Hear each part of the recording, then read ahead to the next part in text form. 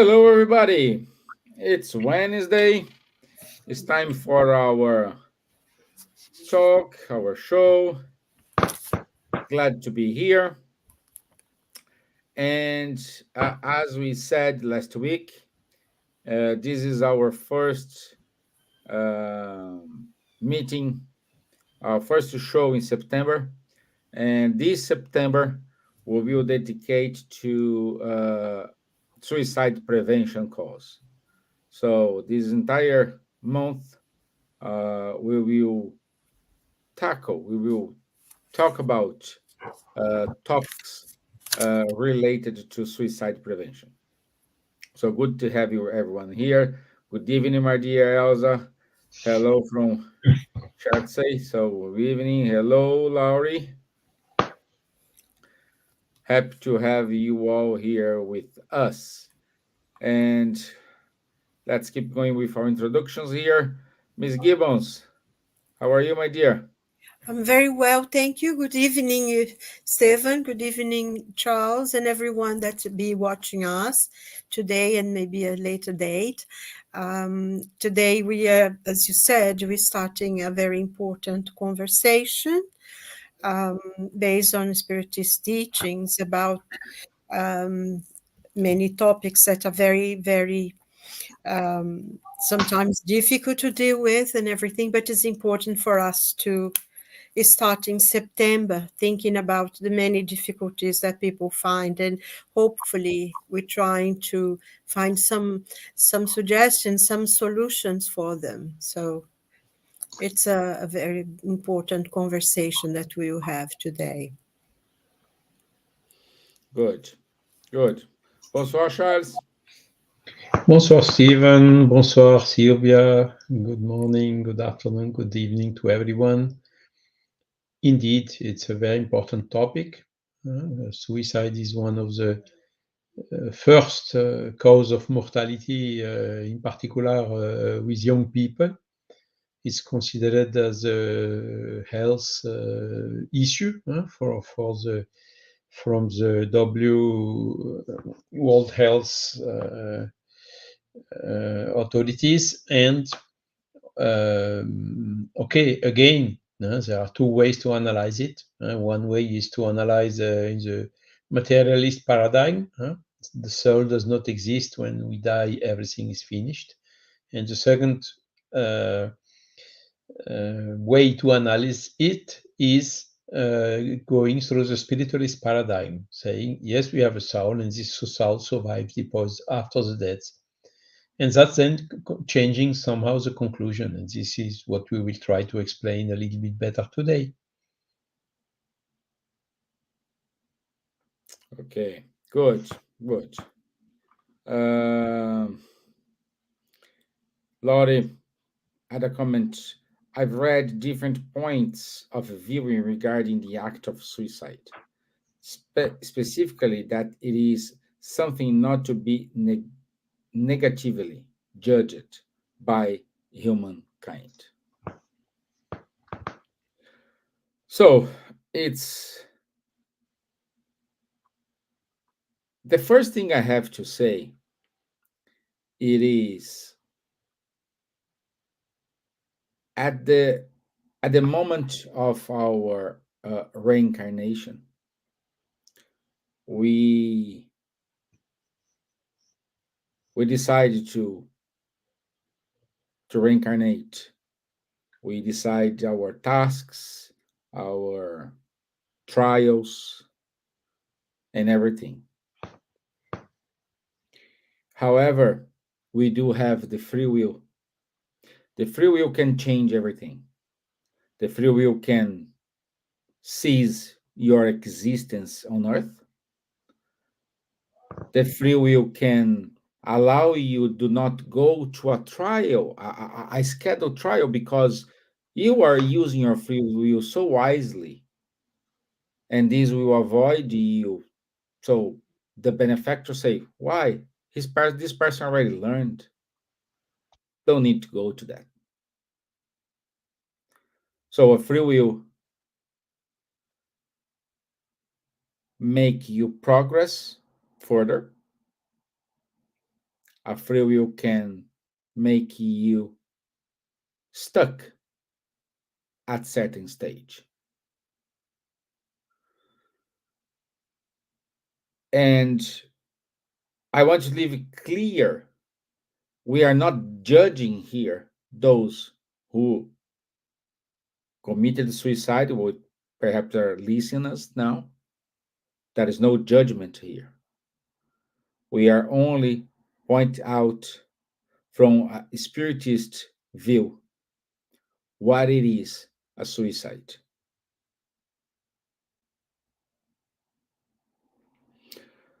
Okay, so Charles, would you like to start with your inputs, please? Yes, indeed. I think you told it, Stevan. Laurie is right. We should not judge. Jesus told, do not judge so that you are not judged yourself. Nevertheless, we have to analyze all the aspects of the suicide. Is it positive? Is it negative? What is the result seen from the spiritualist paradigm? Again, suicide generally, the people which are going to suicide are in a kind of a desperate situation, and they want to finish not with their life but with the suffering or with the causes of this big desperation they are suffering. Okay. The concept generally is okay through the materialist paradigm is when we die everything is finished. There is nothing surviving after the death. Through the spiritualist paradigm, it's different. We have a soul. This soul is immortal. Mortal is only the physical body. And when we die, or for instance, commit a suicide, we are killing the body, but our soul continues living. Okay. So the question is, okay, if everything is not finished, what happens with the soul after a suicide? And since quite some time now, more than 160 years, this has been done by several people, starting from Allan Kardec, receiving spontaneous communications from people, spirits who committed suicide, and who came to explain what happened with their soul after the suicide. And when we take Kardec's literature, what you can see is, of course, all the conditions pushing this person to commit the suicide, all of this what we know when alive. But once the suicide done successfully, the soul is coming somewhat sharply, suddenly into the spiritual world.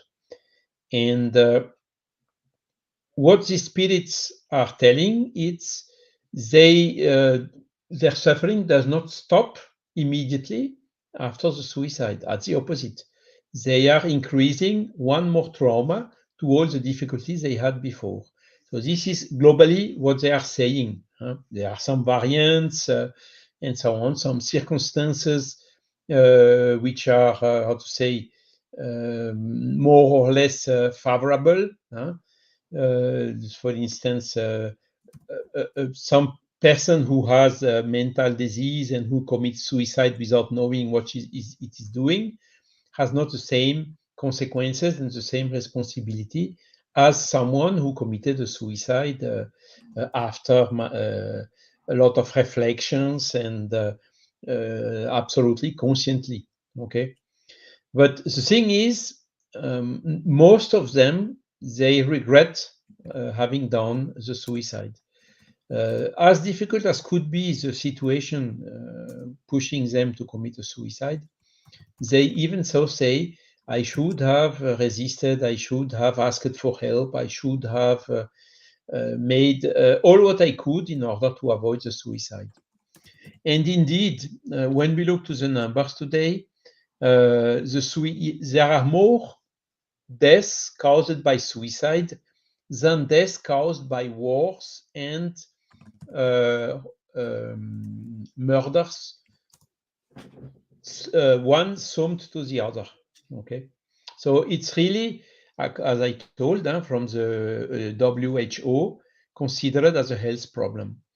And when analyzing the suicides, it seems clear that most of the suicide, 90%, can be avoided. How?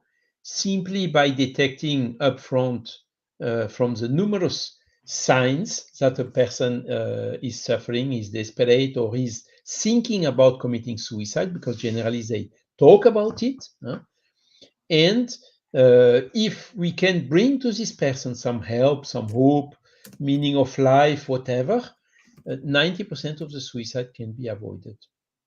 So these are basically the facts. The Spiritist body of knowledge is bringing all these explanations, the survival of the soul, so, and not that the soul continues, particularly if the reason for the suicide was some moral problems, some spiritual problems. You do not stop them by suicide because the soul is surviving.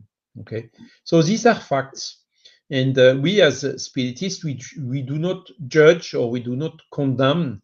We do not, as we can see, for instance, in some churches, they refuse to make ceremonies or burials for people who committed suicide. There is this type of things is also completely wrong.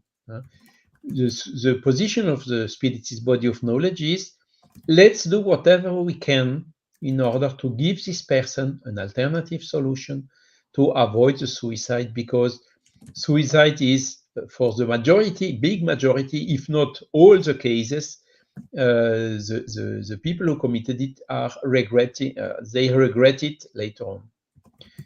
Interesting, there are also some people who tried to commit suicide, but luckily they failed. There is a story of a man who jumped, I don't know if it was the Bay Bridge or whichever bridge in California. He pulled above the bridge and fall down the water, which was several, I don't know, more than 100 meters below. But luckily, he fall into the water, did not die through the impact. And there was a ship nearby who could, when he came back to the surface, help him to avoid dying. And this person is today running around the world, making speeches and conferences and lectures, saying, you cannot imagine, the second which I loosed myself from the bridge, I was already regretting having done that. And he survived and now can explain all this to the other people in order to help in the prevention of suicide.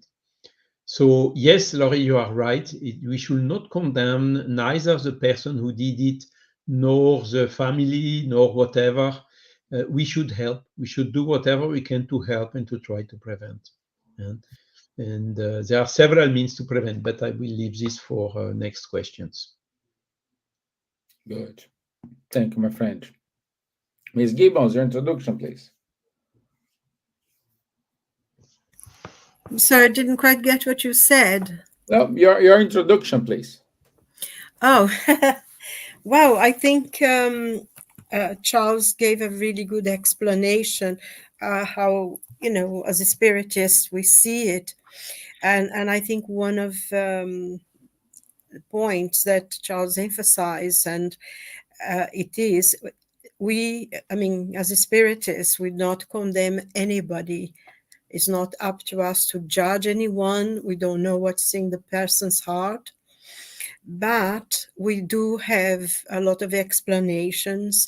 And it is a question of free will, and people will do, what they want to do. And I think one of the basic principles of Spiritism is that nothing is forbidden. You can do, you have a free will, and you can act on your free will the way you want to, and in any way you feel that you want to. But on the other hand, you have to be prepared for the consequences of what you do, because there is a law of cause and effect. And I think this is very important for us to understand. That's not God's judgment, it's not God's punishment. It's only the consequences of our own actions, and our own conscience will judge us. As Charles pointed out as well, many literature that we have, many explanation that the spirits brought to us through the studies of Kardec, and also in the many studies that have been carried out, throughout Spiritism and the development of completing a lot of what is in the basic books. Most times, those who have decided to take their own lives will regret it. Because I think, like Charles pointed out, even if you want to, normally people will want to get away from the pain, from the difficulty they're going through, or from whatever it is that is causing them to feel unhappy and to lose hope in life. But we,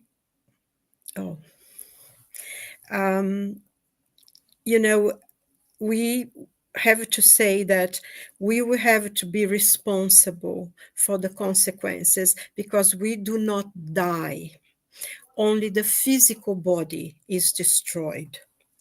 But so we continue the same problem with the same pain, and actually in a much more clear way, because then we'll be very, very conscious of what we've done. So this is a point that we need to understand.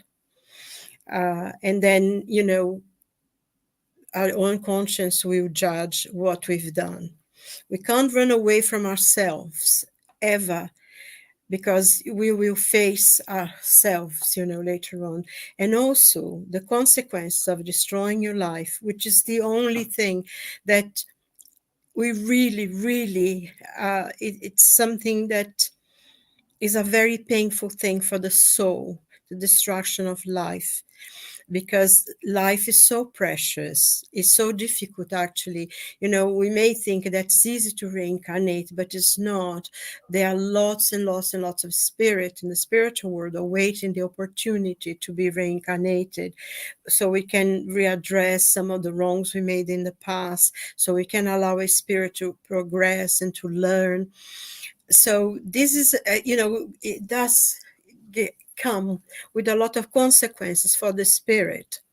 And also, we cannot deny that whatever way the body was destroyed, the spiritual body will keep the memory of it. And it's quite possible that in another incarnation, the person will be born with many marks and consequences of what the taking of their lives caused to their spirit, and some of them will even ask for it. So I think it is a very difficult thing. There is no judgment. On the contrary, I mean, the heart goes out to anyone who is out there feeling that life is not worth living, and we pray for them to really stop one moment and try to find something good, ask for help, go out, try to find someone to talk to. And I think this is very important, because sometimes we feel that no one suffers the way we suffer. No one knows what we're going through. And I think because we start thinking about that, and when in reality, many people go through quite a lot of pain and difficulties. And when we talk to them and they are able to tell us, sometimes what they've been through, it's a lot worse than what we go through ourselves. Also, I think it's very important, because it is frightening. It's really frightening, the number of people who who take this road, especially in big cities. I'm in London, and it's quite frightening sometimes the number of people that we find out that, do that. And it's extremely sad. It's very, very, very sad. But also, I think there is a lot of, modern society, maybe we too, like the Spirit books say, sometimes we have too much, have too much time to think. In the poorest place where people have to fight every day for their lives, to have the next meal.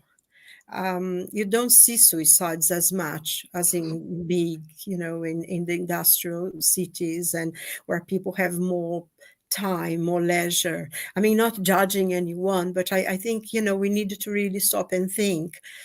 If we maybe stop and start thinking about other people and how can we help them.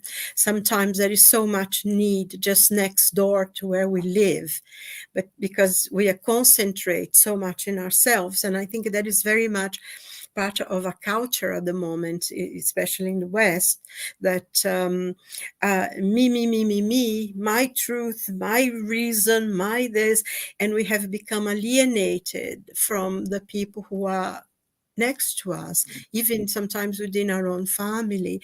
And it's an interesting thing. The other day I was in the tube. I hadn't taken the tube for a long time, but I took the tube the other day. And literally, I was watching, every single person was on their phone. Even people who were with other people, they would actually, there was this young couple sort of opposite me a little further. They were actually texting each other because they would acknowledge, when they received the text, they would acknowledge, they would look, have a laugh. So this isolation also makes you feel more lonely, even though we have so much corresponding now.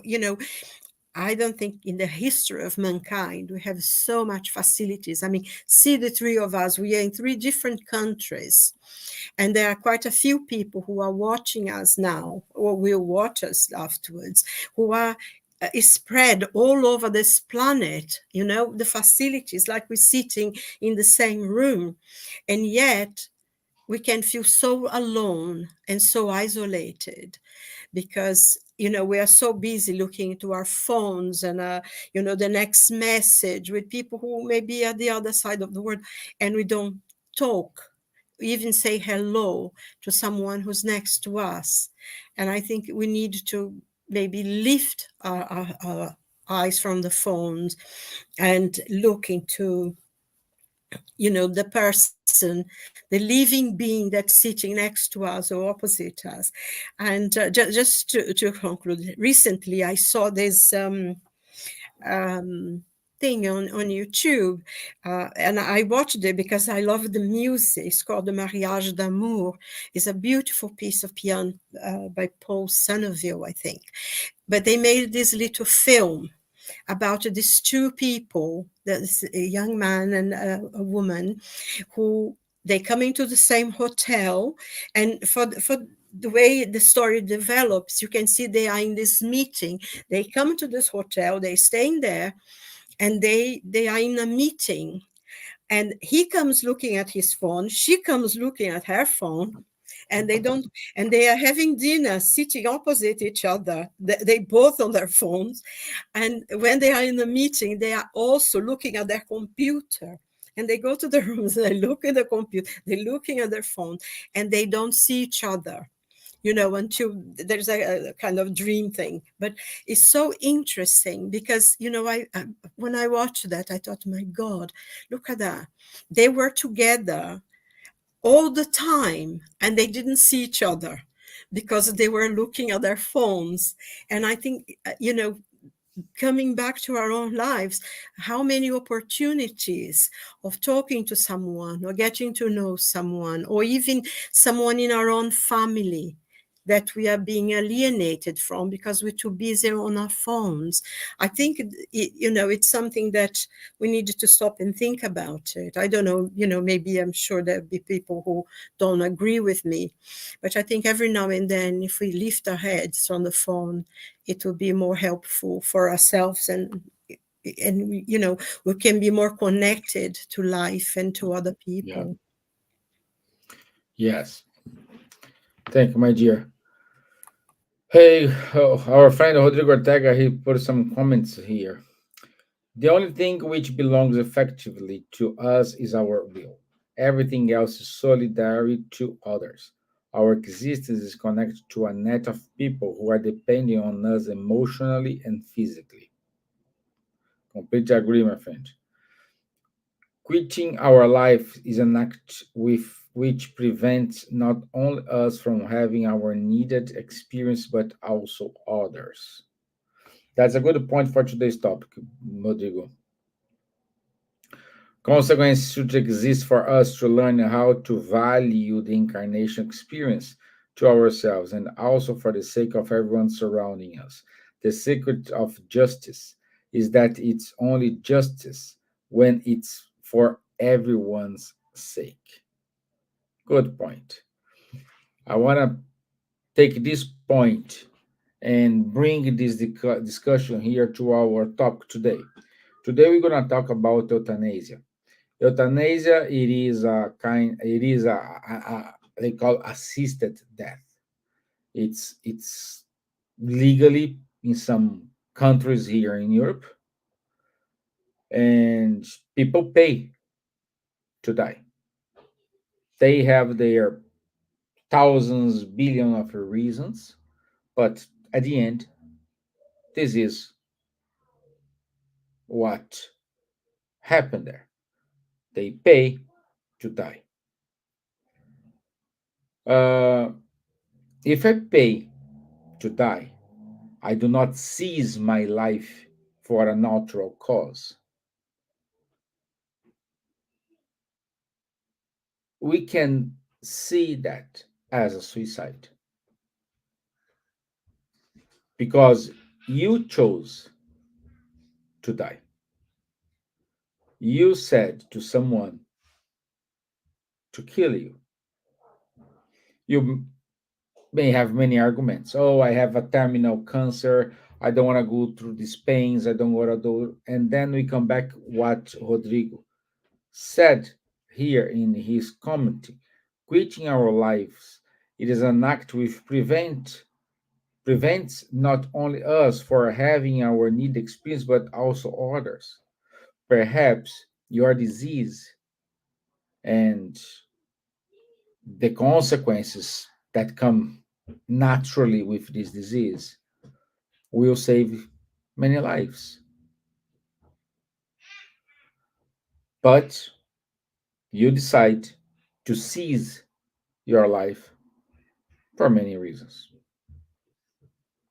As we already said it here, uh, the pain, the shame, the the feeling being hurt, this moral pain will not cease.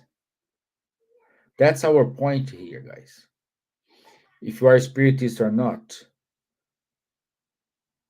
that's not relevant here.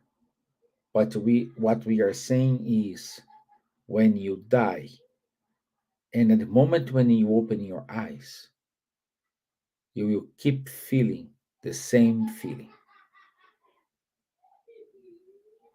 the same thing, the same immoral pain, the same consequence, the same doubts you have in your mind. Your disease will keep affecting your spirit.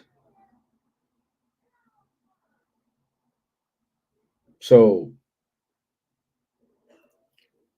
wrongly, we do have a, a false impression, a false belief that killing our life, seizing our life, we will stop the suffering. This is a very bad example, but it is like our topic from last week. When you are medium and you close your eyes because you don't want to see it, and you keep seeing it. Same story, same thing.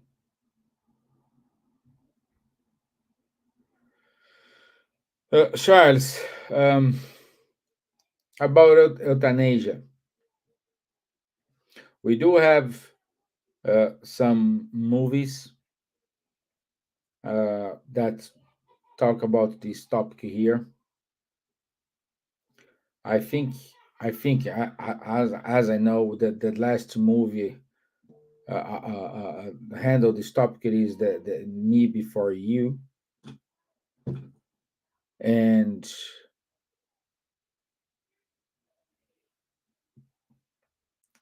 as we saw, as we said here, when someone decides to go to this procedure here, they just think about themselves, or they are thinking about the others. Oh, I will do this because I don't want my family keep busy taking care of me. I'll be a numb person on a bed, or this is an act of selfishness, saying, okay, it's my decision, I want to do it. What's your view? What you can say about us about this? I think it's case by case. You have all the different cases which are possible. But when we talk about euthanasia, a lot of times the euthanasia, not a lot of times, but often the euthanasia can be done by decision not of the person itself, the people which is in terminal state or whatsoever, but relatives or even by the doctors, you know. So there are many different cases concerning the euthanasia, but basically the problem is very similar to the suicide, you know. What is really the problem? Why are the spirits almost all coming saying it was a wrong decision, I should not have done this when they come back from the spiritual world to tell us how it was? Because when we are incarnated, our spirit is bound to the physical body. Our spirit is and our spiritual body is, how to say, the form which is forming the physical body itself, the embryogenesis and so on.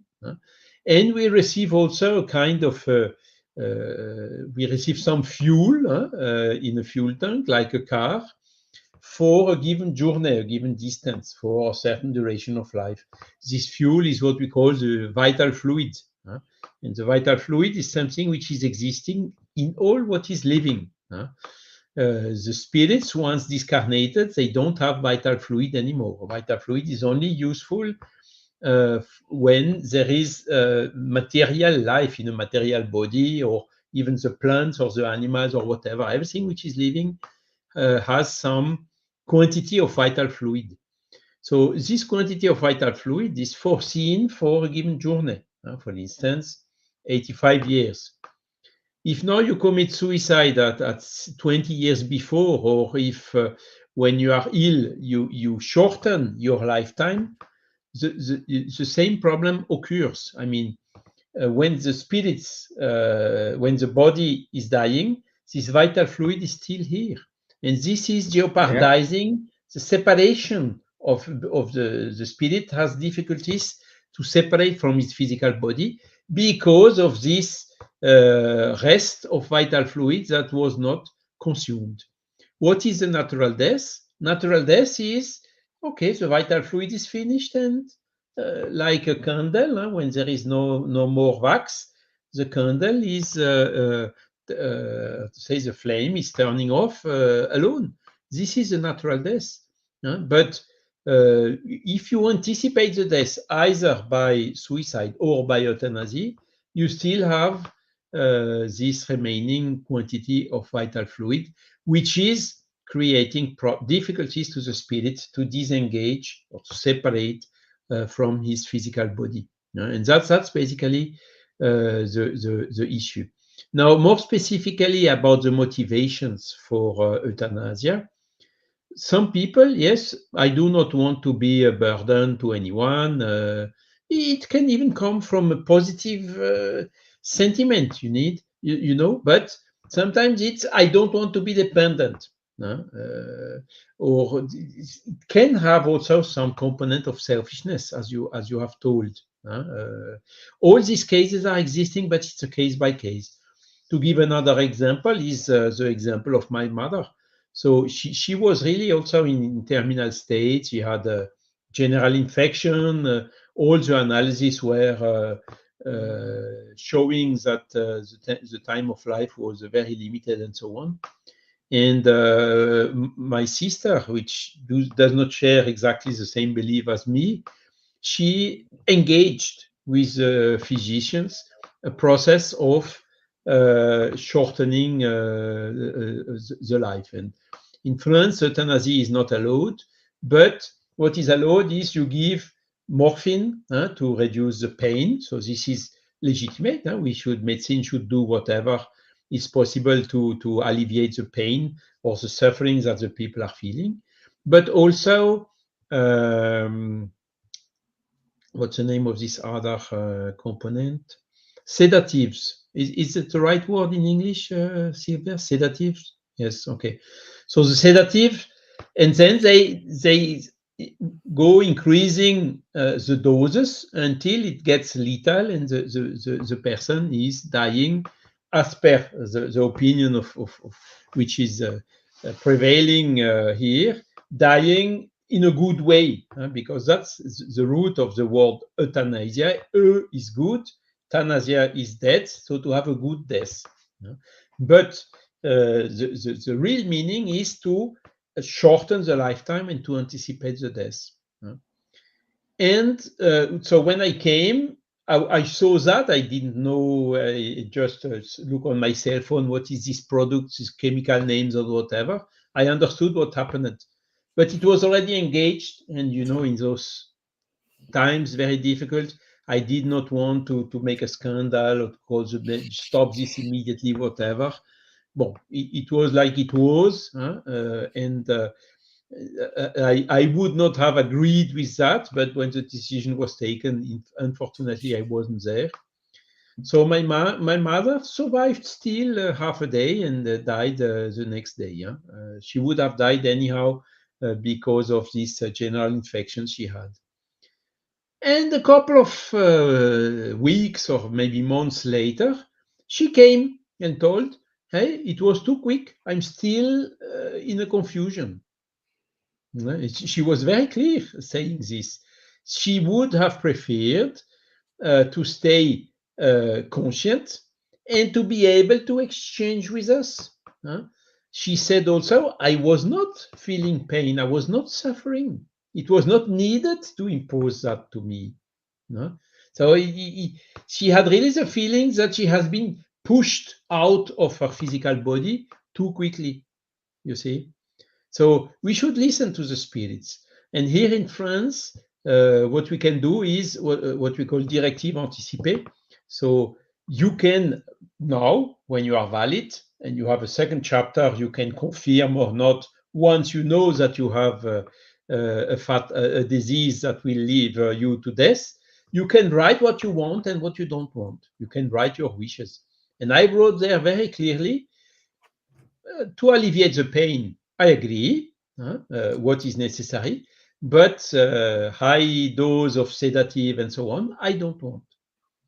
I just ask you, please let to my spirit the necessary time to disengage naturally from my physical body. So it's the only thing I'm asking. I paid health insurance all my life. I am even ready to pay more, but don't do that to me. I refuse that. And this is as per the experience of my mother and confirmed by a lot of other spirits who passed through these phases.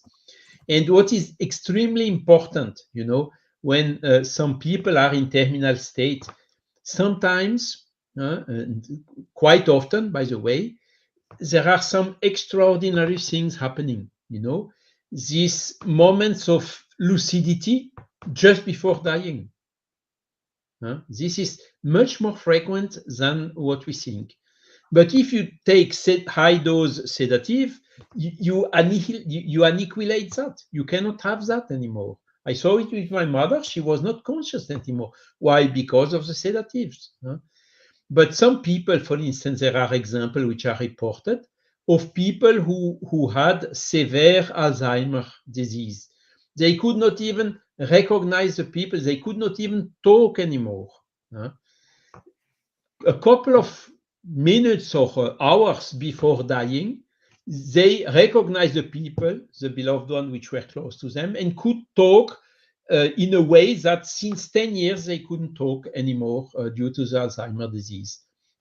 These last moments of lucidity are something extraordinary, and it has a vital importance for the spirits which is leaving this world in order to say bye-bye, at least to the beloved ones, and or sometimes to forgive to someone or to hear someone forgiving us.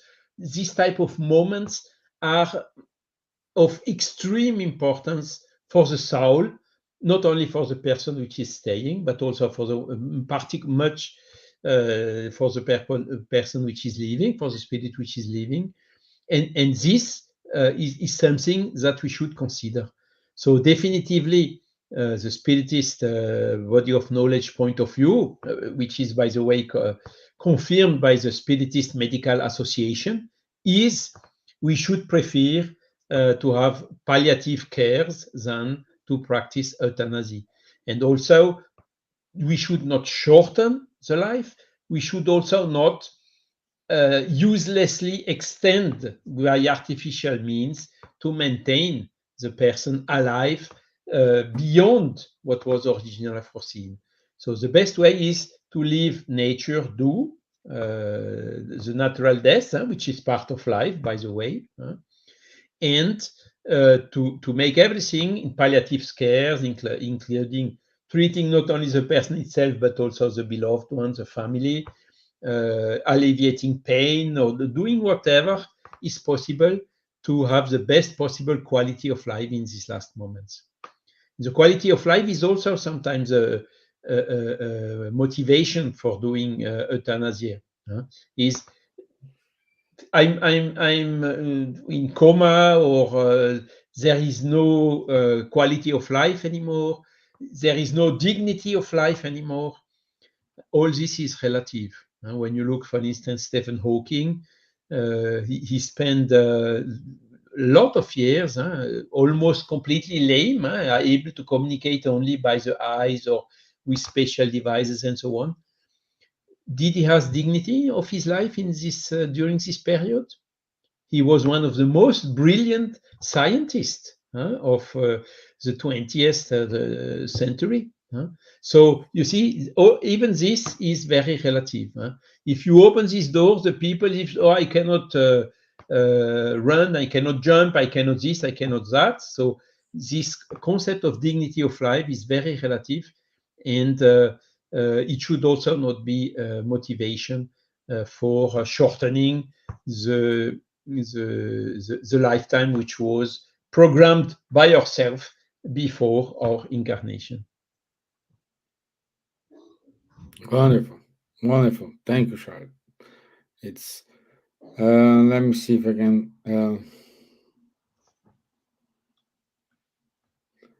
Laurie, however, I will be clear to state I have not the answer to any of these. I am still a student continuing to learn what is the purpose of being human. This conversation would be so interesting if it were eventually to include someone who has spent considerable time working in hospice. the perspective on a myriad of experiences would be enlightening. Yes, Laurie, we are working on this. We will have some guests along the next And there are, shows. I mean, in the Spiritist Medical Association, you have people, doctors, physicians, working in palliative care services of hospitals. So yes, indeed, there are, and what I said just now is inspired from several lectures we had through this Spiritist Medical Association on this same subject. Because I'm not physician myself. I'm engineer, but I mean, what they say is makes so much sense that okay, I tried even so to transmit at least the fundamentals to you. Yeah, yeah. And you, my dear Silvia, um, if this video here falls in the lap of someone who is thinking about um, the euthanasia, I just need to euthanasia. It is not just when you pay someone, pay a clinic to make us see that. Euthanasia is like when you give up and say, "Oh, I won't take this medicine. I want to do this. I don't care." And Assisted you, suicide. Huh? yeah. So this is also euthanasia. But my dear Silva, go back to the question. If this video falls in a lap on a lap of someone who is thinking, who is considering to go to this path, what you would say? Well, this is, going back to, we cannot judge and you cannot decide for other people.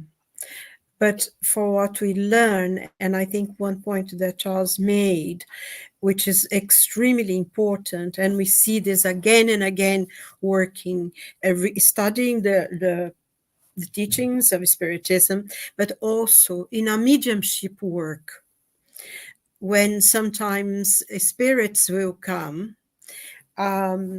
Like I remember very clear someone who came, and there was a kind of euthanasia because the family claimed that the person was suffering too much, and it was something similar to what happened to Charles' mother. But the person, when the spirit came and said that deep down in their hearts they wanted her money, they want her to die quicker because they want to have the inheritance. And I think sometimes, the people don't realize, they seem to be, oh, yes, we care, we don't want her to suffer. But deep down inside, and the spirit will know. So it was a source of great unhappiness to that person who, because, the real reason. Also, I like to emphasize as well a point that Charles also made, which is extremely important for us, that sometimes in the last few minutes or the last few seconds of a life, it can completely change the whole future of that spirit. They can come to some conclusions, they can come to some realization of the life, because I think even though the body is suffering, the spirit is becoming more and more, especially if the person is getting really very, very ill. It's beginning to, the separation of the spirit from the body is already happening. So the spirit, although the body is maybe immobile, unable to do anything, the spirit is more lucid because it's beginning to go into the spiritual world. And they can see things very, very clear. They can realize things they've done. They can ask for forgiveness. That sometimes the extreme moment is the moment in which the person will come to some realization of the life they had and what they want for their future. And that moment can be a completely change for all their lives afterwards. And this is extremely important for the spirit. Euthanasia is not a solution. I think Charles explained really, really well when he gave a personal example of what happened. Because if you allow the spirit to have the lucidity that they will do, because they're probably already more in the spiritual world than in this, it can be a transforming moment for the spirit, even the very last seconds of that life. So, euthanasia and everything will really take it away. And I know that I am so glad that here in England, we still haven't voted for this nightmare. People, always go against it, but there was lots of campaigns going on here. And they showed, a person who decided, because they were going to be very ill. Well, actually, it was more than one. They had this program on the BBC. And they two people actually allowed them to be filmed. So they follow them with their family and everything. It's the most horrendous thing. I watched it, and like 3 or 4 days afterwards, I couldn't sleep properly. I just had so much sadness in me because I could not imagine such a horrible death. Because the person actually has to take the thing themselves and they need to leave. So they die on their own, and it's extremely sad, extremely sad. So I think if someone would think about it, don't do it. You don't have to listen to me, go by yourself, what you decide. But honestly, that's not the best time, the best thing to do. And also, I think one of the things as well is that we talk very much with the body, what's happening here. We don't see the consequence of this spirit arriving in the spiritual world. And, maybe realizing it. And I know someone who actually afterwards came and gave a message that she regretted terribly because she had only another hour to live. And because of that, because she sped up, because, she didn't want to suffer, and she was going to die anyway, and she decided to accept what the doctors had suggested. And then, she realized that she had only an hour to live. And peacefully, would just go peacefully. And whereas having had that, she went into the spiritual world as a suicide. And that's what we don't realize, because euthanasia, if it's the choice of the person, is a suicide. And I'm sorry to say it, but that's how it is called. And the person who give the medicine and the things that give to them to speed up that life, the end of that life, is a murderer. They are killers. They are killing a human being. And they also will go to the spiritual world, and this will be in their conscience. The situation in the spiritual world, and we see that a lot, as I said, in mediumship meetings, that quite a few of those spirits will come back and tell them not to do it. I regretted doing it. That's how I suffered a lot when I went there. So even though we don't judge, we don't, everyone has their free will and their choice. But if you have to opt for it, don't. Because, because sometimes maybe because of half an hour, 2 days, it will be a completely different thing. And, there is a lot of pain and a lot of suffering for the person. It's not that they go to any place that, they're going to be punished or anything. There's nothing like that at all. But we cannot find a judge that harder, more severe than our own conscience. And when we are born, we know the laws of God written, because they are written in our conscience, according to the spirits who brought us the teachings. So we know what is right and wrong.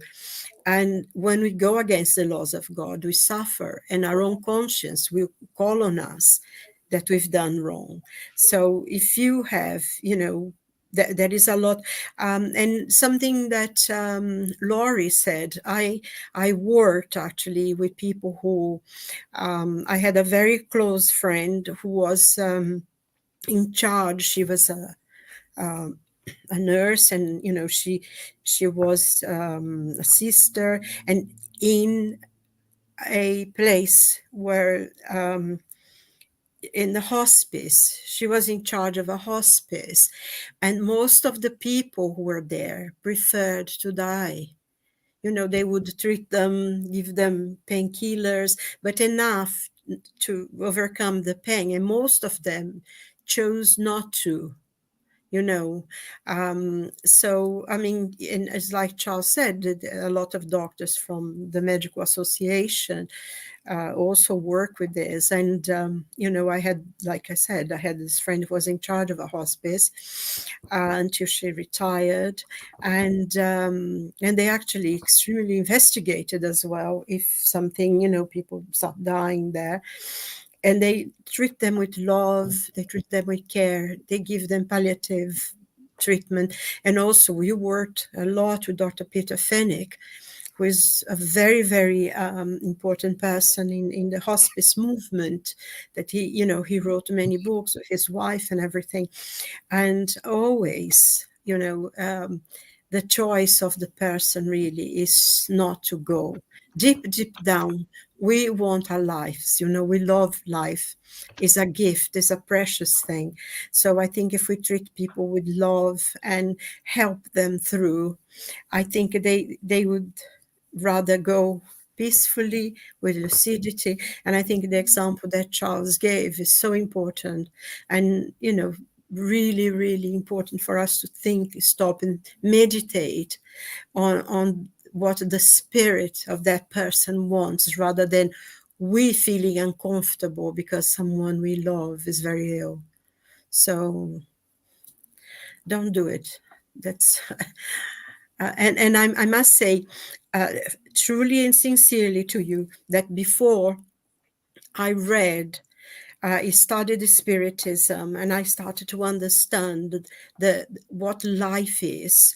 I was very much in favor of euthanasia, of suicide, all sorts of things. And now I'm so happy and so glad that through studying to learn about Spiritism and to learning and the teachings that teach us what life is, I am not thinking like that anymore. And I'm so glad because of that, So. Good.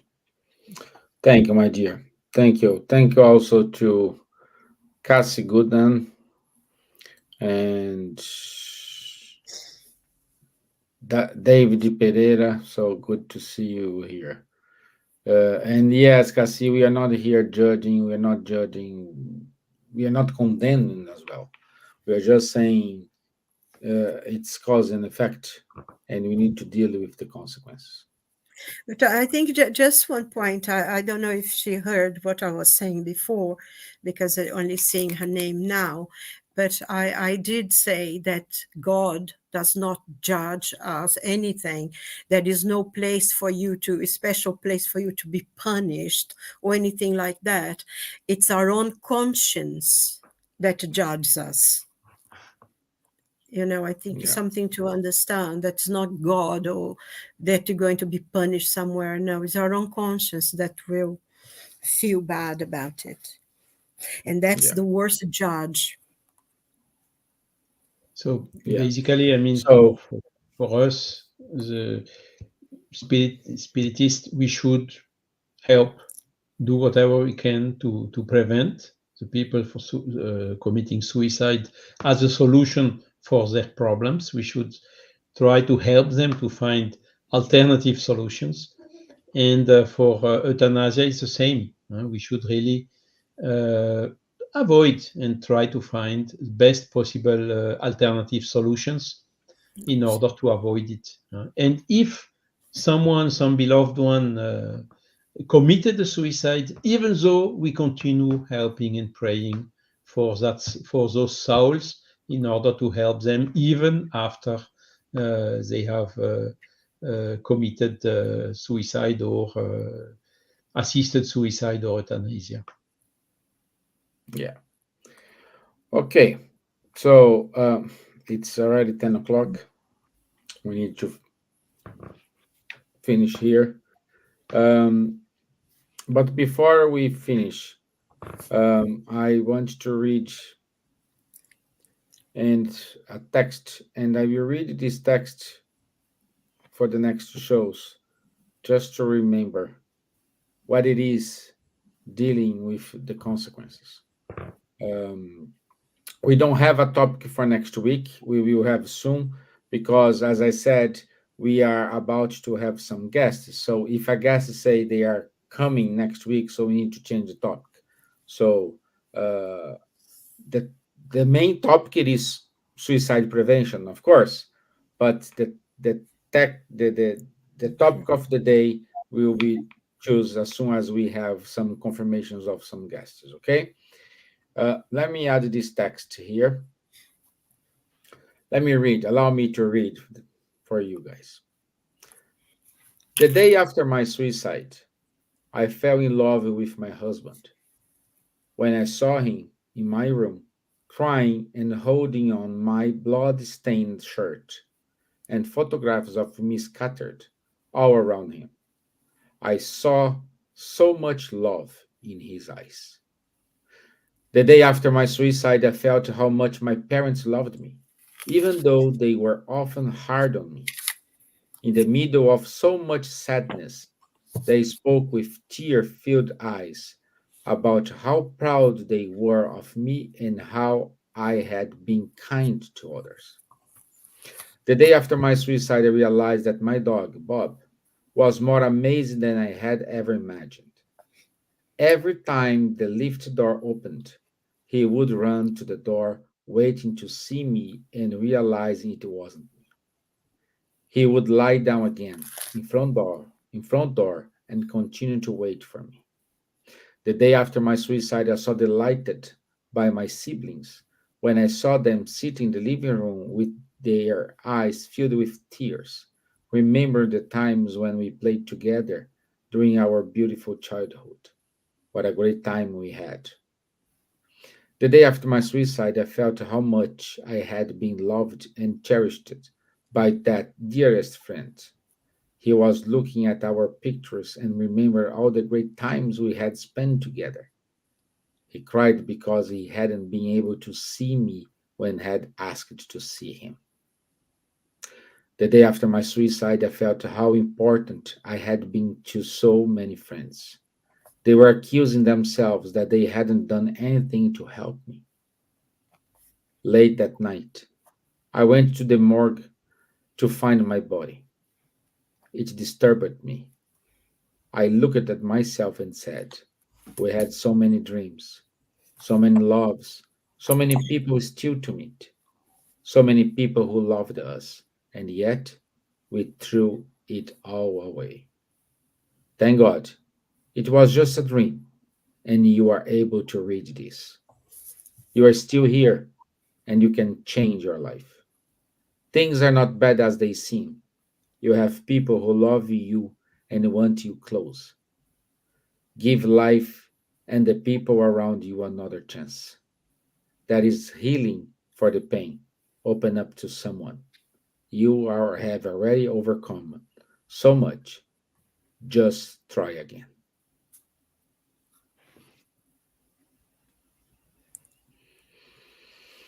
So, It's very touching, isn't it? thank you. Thank you, my friends. As always, it's a pleasure to share this moment with you all. Also with Laurie, Cassie, our dear Elsa, David Pereira. Thank you so much for our friend Rodrigo Ortega. So let me see who more here. Patrocínio José Amaris Chinca, So thank you. Thank you for being here. Spread the word, because that is hope at the end. I'll see you next Wednesday. Stay tuned, and God bless you all. Thank you. God bless. Good night. God bless everyone. Keep safe.